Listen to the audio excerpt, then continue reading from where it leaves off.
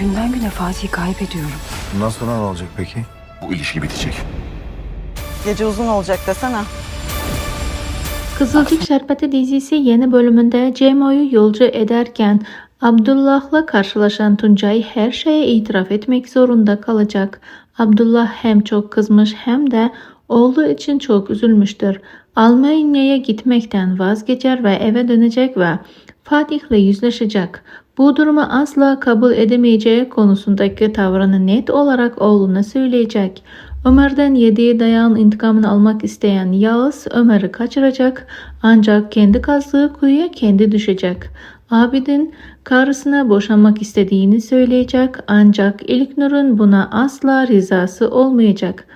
Yani Abidin'in boşanması sandığı gibi kolay olmayacak. Abdullah Nilay'ı eve döndürmek konusunda kararlıdır. Kıvılcımlarda kalan Nilay'ın yanına gider, afdeler ve eve dönmesini isteyecek. Nilay dayanamaz ve dönmeyi kabul edecek. Güzelleşmeyi kafasına takan Elif kimseye haber vermeden göğüs ameliyatı olacak. Ancak bu sırrı çok fazla gizleyemeyecek. Nursema ve İlhami'nin evlerinde yangın çıkacak.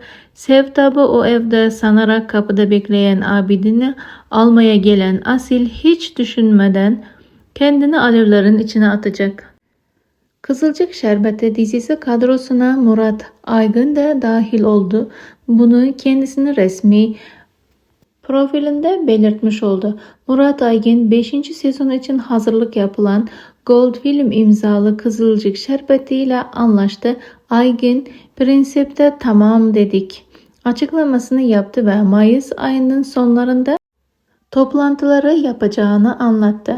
Peki arkadaşlar, sizce Murat Aygın hangi karaktere hayat verecek? Fikirlerinizi yorumlar kısmında bizlerle paylaşmayı ve kanalımıza abone olmayı, bildirimler tuşunu açmayı unutmayın.